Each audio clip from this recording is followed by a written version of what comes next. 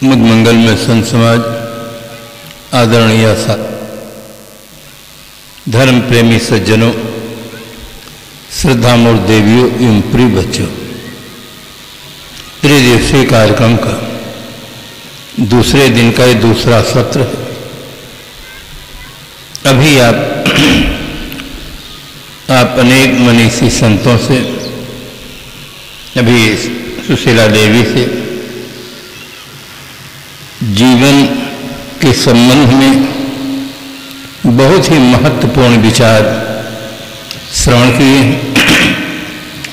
दर्द आता नहीं रहने के लिए,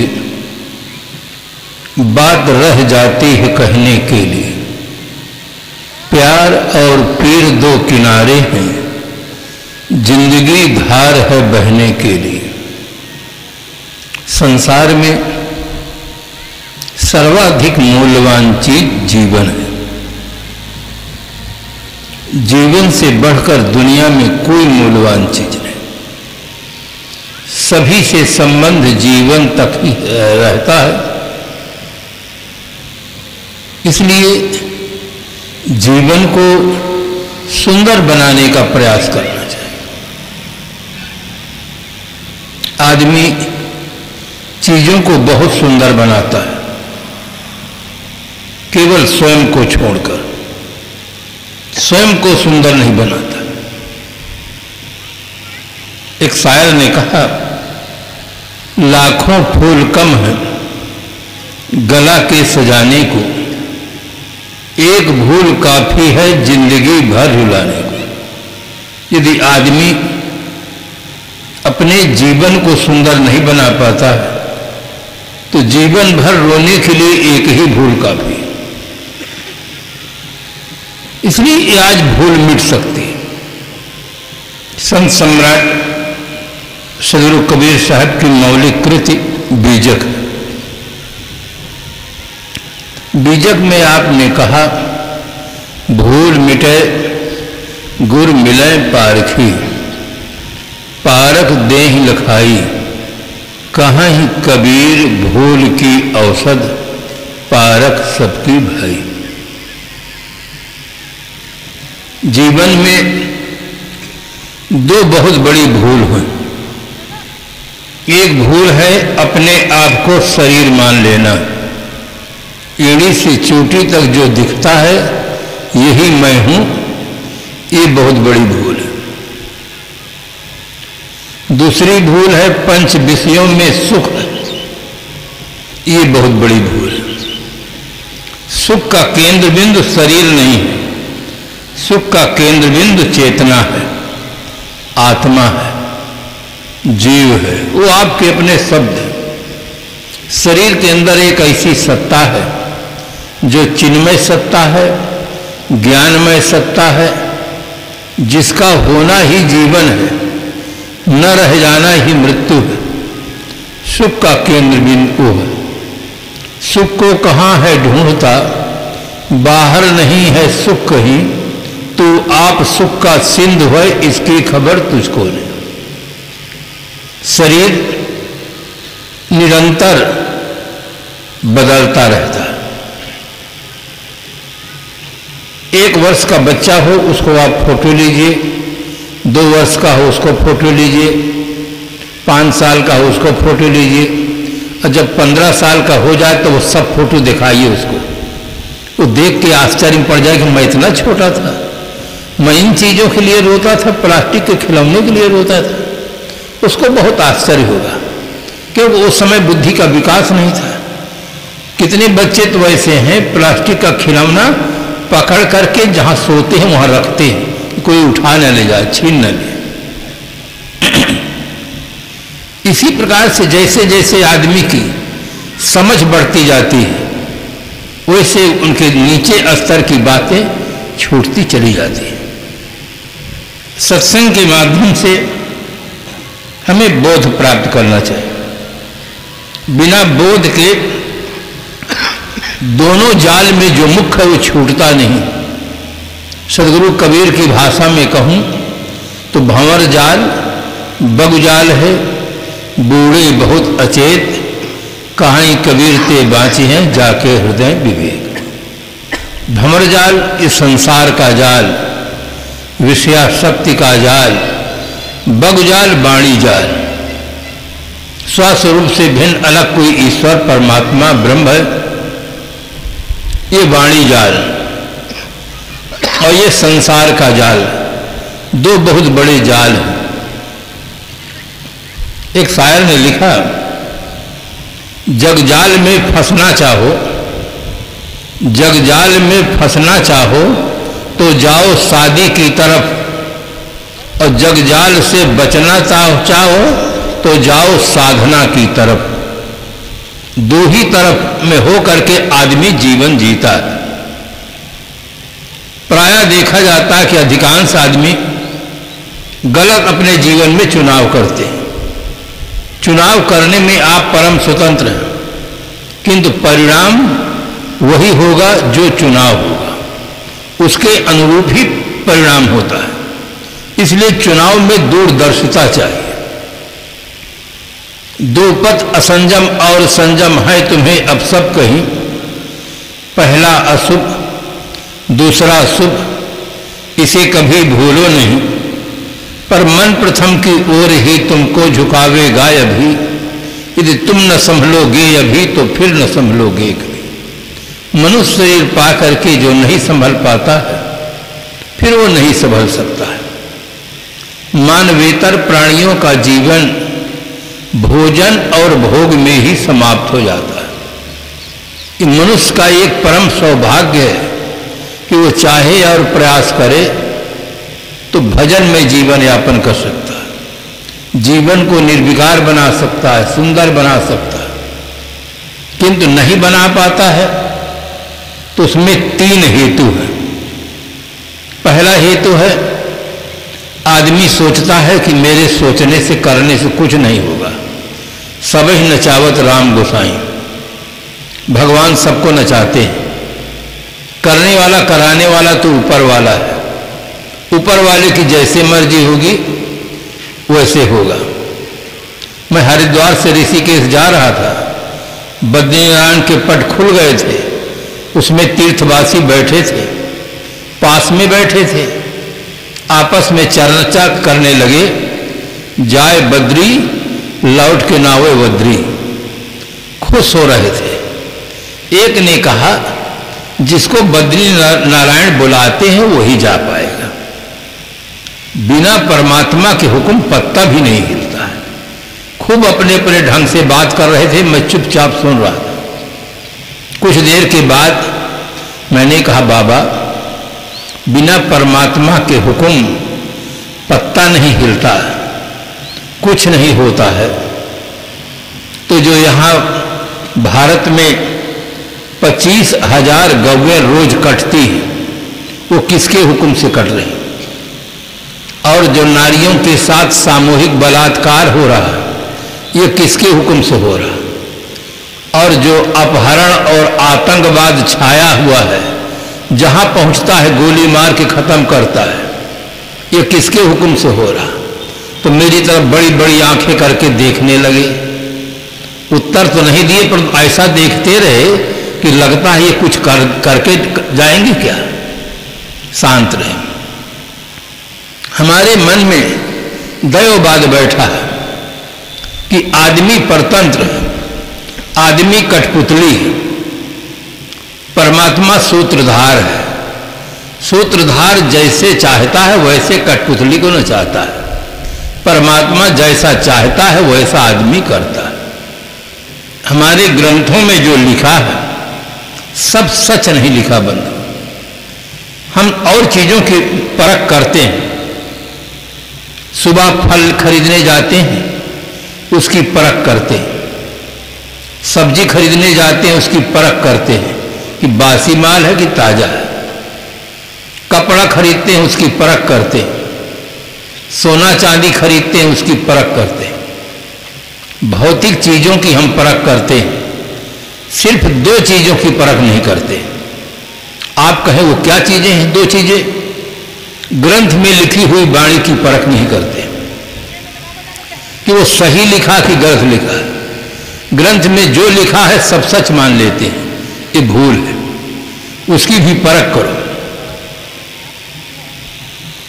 रामायण बड़े श्रद्धा से लोग गायन करते हैं, प्रतियोगिता होती है, पुरस्कार पाते हैं, एक अच्छे संस्कार मिलते हैं, बहुत बढ़िया है। किंतु जो उसमें लिखा है उसकी आप परख नहीं करते। रामायण में लिखा है, जब जब होए धर्म की हानि, बाढ़ई असुर अधम अभिमानी, तब तब प्रभुधर विविध शरीरा, हरहि कृपानि सज्जन पीरा। जब जब पृथ्वी पर अधर्म की वृद्धि होती है, तब तब अधर्म को निर्मूल करने के लिए, धर्म की स्थापना करने के लिए मैं अवतार लेता हूं। कितने अवतार हुए? 24 हुए, 10 मुख 14 गौड़, और 24 अवतार कहाँ हुए? भारत में हुए। इससे क्या सिद्ध होता है कि भारत एक ऐसा देश है जहां इतना अधर्म बढ़ा कि भगवान को 24 बार अवतार लेकर के अधर्म को नाश करने के लिए, धर्म की स्थापना करने के लिए यहाँ आना पड़ा। भारत के अलावा जितने राष्ट्र हैं वहाँ कभी अधर्म हुआ ही नहीं, इसलिए वहाँ भगवान को अवतार लेने की जरूरत नहीं पड़ी। ये हम अपने देश की प्रशंसा कर रहे हैं कि अपने देश की आलोचना कर रहे हैं? कभी कोई चिंतन नहीं करता है, सब गाते चले जा रहे हैं, विचार नहीं करते हैं, तो ग्रंथों में लिखी हुई वाणी की परख नहीं करते। तीसरी बात, परख क्यों नहीं करते? हम अपनी मान्यताओं की परख नहीं करते। 2 चीजों की हम परख नहीं करते, केवल चीजों की परख करते हैं, ग्रंथ में लिखी हुई वाणी की परख नहीं करते हैं। इसलिए सांप्रदायिक समाज में बहुत ज्यादा अंधविश्वास फैला हुआ है और अपने मान्यताओं की परख नहीं करते। इससे आदमी सदाचरण से नहीं चल पा रहा था। मैं एक स्थान पर बैठा था, स्नान करके थोड़ी दूर पर बैठा था, सामने कुछ शिक्षक बैठे थे, मास्टरगण बैठे थे, एक ऑफिसर आया, वो भी बैठा, मुझे थोड़ा अलग बैठे देख करके उसने पूछा कि महाराज साधु क्यों हो गए? उसके वाणी से अहम टपकता था, इसलिए मैं बोला ही नहीं। दोबारा फिर कहा, फिर मैं नहीं बोला। दोबारा जोर से कहा कि लगता है महाराज सुनते नहीं है क्या? फिर जोर से बोला। मैं समझा कि ये अब बोलना पड़ेगा क्या? फिर मैंने कहा हो सकता है मैं आपको सही सही न बताऊं, किंतु आप सही सही बता देंगे तो मैं भी सही सही बता दूंगा। आप पहले बताइए आप शादी क्यों किए, सही सही बताइए, फिर मैं भी बता दूंगा मैं साधु क्यों हुआ। अब तो उसके सामने समस्या खड़ी हुई। उसने कहा मैं सबको शादी करते देखा तो मैं भी शादी कर लिया। मैंने कहा ईमानदारी से बताइए, शादी के पहले आप किसी साधु को देखे थे कि नहीं? कहा देखा तो था। फिर मैंने कहा साधु क्यों नहीं बन गए? असली बात बताइए, आप शादी किए क्यों? सही सही बताओ। अब एकदम मौन हो गया। मैंने कहा मैं बता दूं आप शादी किस लिए किए हैं? तब तो इतना घबराया कि उसके चेहरे से चारों तरफ पसीना पसीना निकलने लगा। जो मास्टर बैठे थे कहा और कुछ पूछना है? कहा बस बस अब कुछ नहीं पूछना। बहुत घबराया। हम अपनी मान्यताओं की परख नहीं करते। जैसे आप घर से निकले और दरवाजे पर खड़े हैं, कोई व्यक्ति छींक दिया, बस आपके मन में एक संस्कार खड़ा हो गया बचपन का कि सामने की छींक अशुभ होती है। थोड़ी देर आप घर के अंदर जाते हैं, टहलते हैं, पानी पीते हैं कि ये घड़ी टल जाए तब जाएंगे। कितना घोर अंधविश्वास है। छींक तब आती है जब फेफड़े हृदय की गति सही रहती है, रक्त प्रवाह सही होता, तब छींक आती है। कितने लोगों को छींक नहीं आती है तो उसके लिए डॉक्टर के पास जाकर उपाय करना पड़ता है। इसलिए जिंदा की छींक कभी अशुभ नहीं होती है। हाँ, मुर्दा छींक दे तो खतरा हो सकता है। और आपको पक्का विश्वास है कि मुर्दा छींक ही नहीं सकता, क्योंकि छींकने वाला ही वहां नहीं है, नाक से नहीं कुछ हो। अब छींकने वाला है ही नहीं तो नाक क्या करेगा। हमारे समाज में जो नारी विधवा हो जाती है उसके लिए लिखा गया, पति वंचक पर पत रत करई, रौरव नरक कलप सत परई, पति प्रतिकूल जन्म जहां जाई, विधवा होए पाए तरुणाई। जो स्त्री पूर्व जन्म में पर पति से प्रेम करती है तो इस जन्म में भरी जवानी में विधवा हो जाती है। अगर हमारी ये बहनें माताएं धार्मिक ग्रंथों को पढ़ें, संतों को सत्संग करें, तो ये इनके पास पूछने की क्षमता हो सकती है। ये पूछे कथाकार से, पंडित जी से कि महाराज संसार में केवल नारी विधवा होती है कि पुरुष भी विधुर होता है? पुरुष कौन सा पुण्य किए रहता है कि उसके पूर्व जन्म की इस जन्म में उसकी पत्नी मर जाती है? अगर कोई कथाकार ये कहे, कोई पंडित ये कहे कि जो पुरुष पूर्व जन्म में पर पत्नी से प्रेम करता है तो इस जन्म में भरी जवानी में उसकी पत्नी खत्म हो जाती है, तो पुरुष समाज पंडित जी की, महात्मा जी की लंबी खबर ले कि आप हमारे पूर्व जन्म की बात कैसे जानते हैं। किंतु नारियों के ऊपर हमने थोपा, इसीलिए नारियों को पढ़ने से अलग रखा कि ये बुद्धिजीवी न बनने पावे, पढ़े नहीं, इनके ऊपर जैसा चाहो वैसा कानून लगाओ। ये घोर सोरहो आना गलत है। हर व्यक्ति जिंदा रहता है अपने कर्म से, उसका प्रारब्ध पूरा हो जाता है, शरीर छूट जाता है, पत्नी का इसमें कोई रत्ती भर दोष नहीं है। किंतु हमें यथार्थ बोध न होने से नारी समाज पर लगाया गया, अगर विधवा नारी का पुत्र हो तो शादी में वो नहीं जा सकती, अब सगुन मान लिया गया। सुबह होते विधवा देख ले तो लोग कहते आज भोजन नहीं मिलेगा, विधवा को देख लिए, काम बिगड़ गया। कितना घोर अंधविश्वास है, हम इनकी परख करें। विधवा नारी का जीवन पवित्र होता है, त्यागमय होता है, तपमय होता है। विधवा नारी उसी प्रकार से आदर करने के योग्य है जैसे एक विरक्त संत को हम देखते हैं तो हमारे मन में एक सुंदर भाव पैदा होता है कि यही सन हट करियों पहचानी, साधुते होए न कारज हानि। इसी प्रकार से विधवा का जीवन पवित्र होता है, तो मंगल होती है, उसे देख करके कुछ भी अपशगुन नहीं होता है। ये अपनी मान्यताओं की हम परख नहीं करते। आज भी हमारी विधवा माताओं को लोग अपशगुन मानते हैं, कुलच्छणी मानते हैं, पता नहीं क्या क्या कहते हैं। हम अपनी मान्यताओं की परख नहीं करते हैं। अपनी मान्यताओं की परख करें और ग्रंथों में जो बातें लिखी हैं उसकी भी परख करें। परख आज भी हनुमान जी के लोग पूछ बनाते हैं।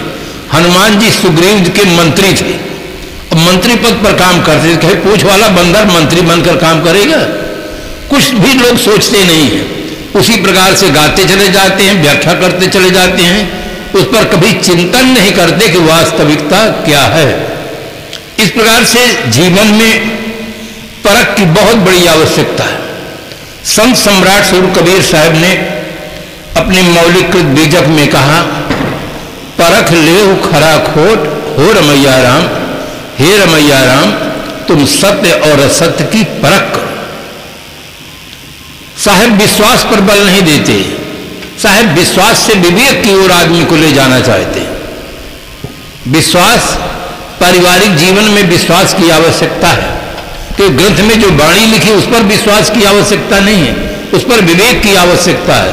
विवेक की कसौटी पर कसो, परखो, सही हो तो मानो, झूठ हो तो छोड़ो। आदमी के अंदर साहस होना चाहिए।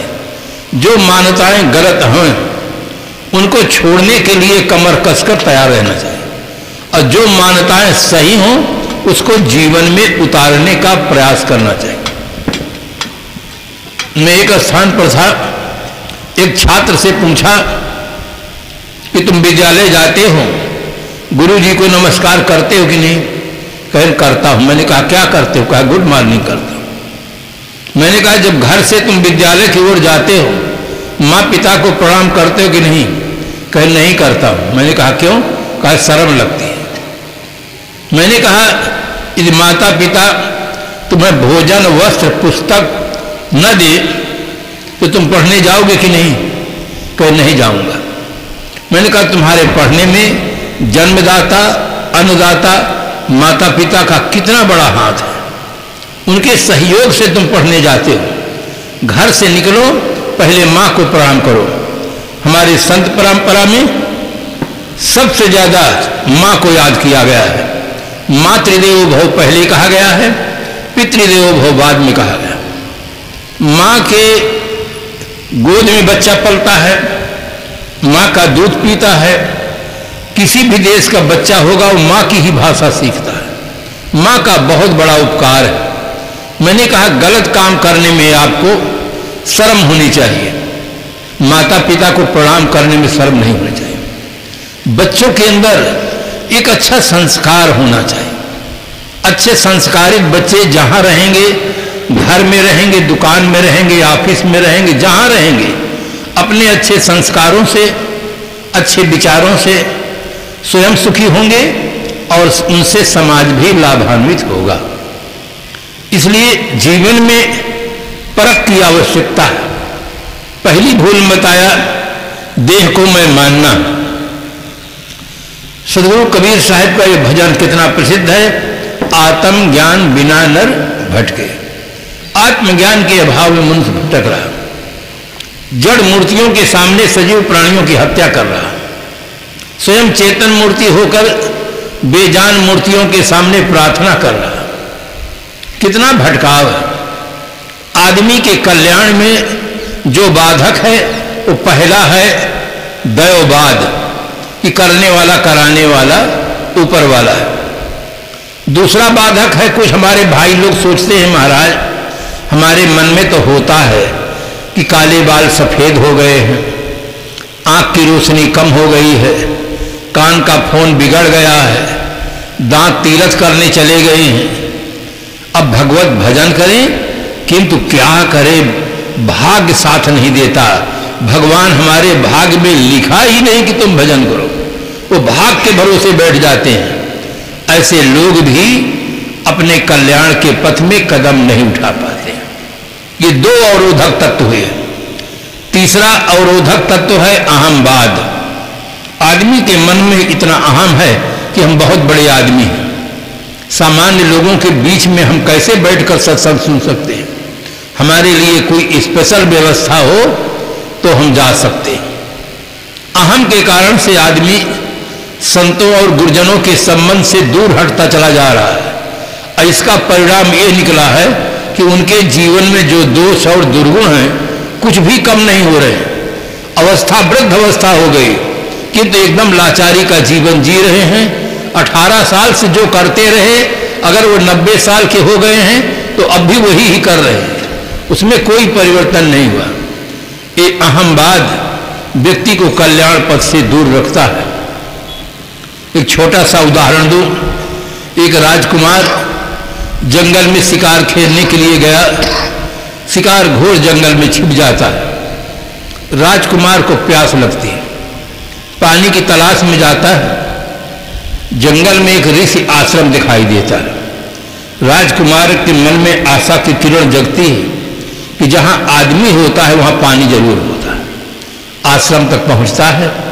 ऋषि अंदर ध्यान में बैठे हुए थे।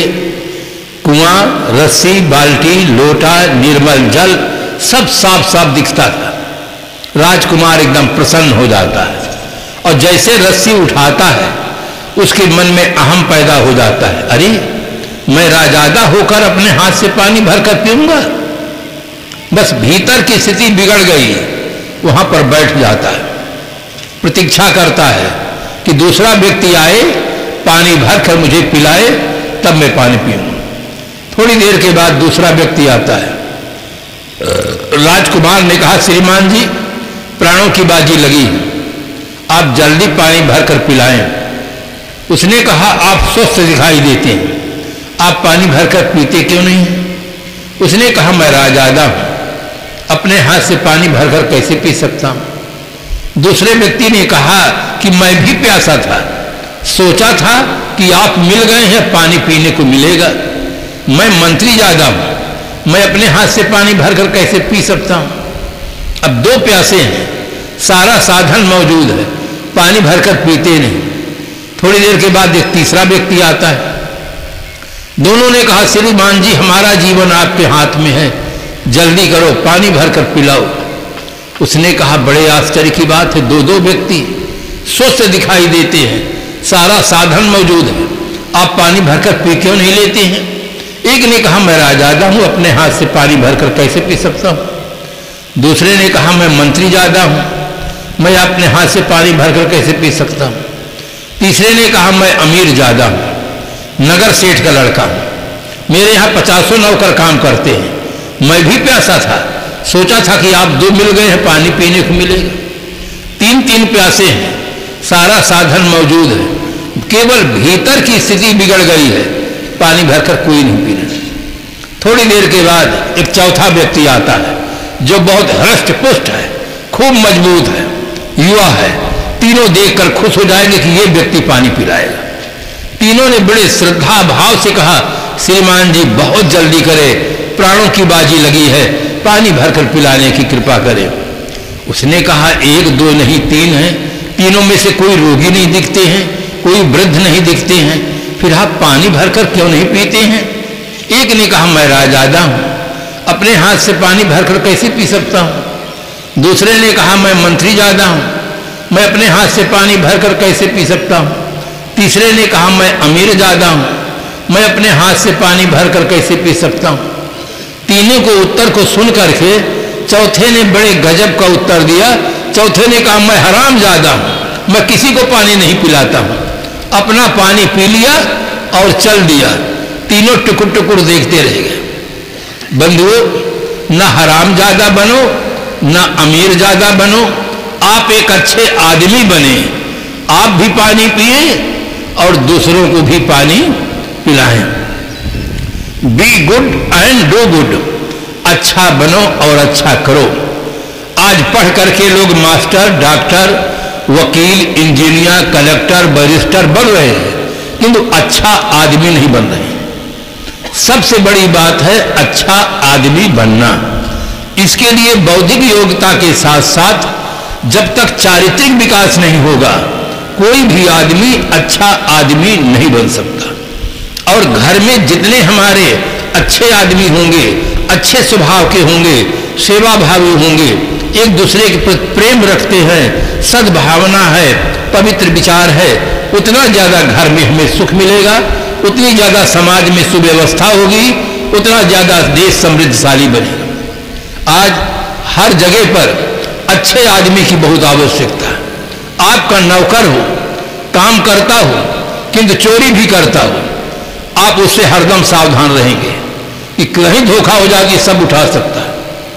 अच्छे आदमी की जरूरत सब जगह पर है, चाहे कर्मचारी जगत हो, व्यापार जगत हो, किसान में हो, राजनेता में हो, साधु डिपार्टमेंट में हो, हर जगह पर अच्छे आदमी की जरूरत है। और हर आदमी अच्छा आदमी बन सकता है। हर आदमी के अंदर अच्छाई के संस्कार रहते हैं। चोर से चोर व्यक्ति होता है, उसके अंदर भी अच्छाई के संस्कार होते हैं। जब चोरी का माल बांटते हैं तो आपस में कहते हैं ईमानदारी से बांटना, गड़बड़ नहीं करना। माल सब चोरी का है और कहते हैं ईमानदारी से बांटना। वो समझते हैं ईमानदारी बहुत बढ़िया चीज है। खराब से खराब आदमी के मन में भी अच्छाई के संस्कार है, केवल उन संस्कारों को जागृत भर करने की आवश्यकता है।